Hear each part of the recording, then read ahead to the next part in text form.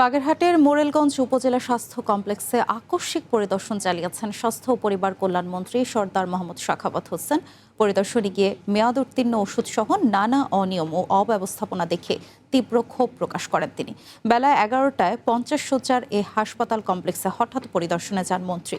হাসপাতালের বিভিন্ন ওয়ার্ড ও store room ঘুরে বাথরুমে পরিত্যক্ত অবস্থায় ফেলা সরকারি ওষুধ ও মেয়াদ উত্তীর্ণ ওষুধ দেখতে পান তিনি।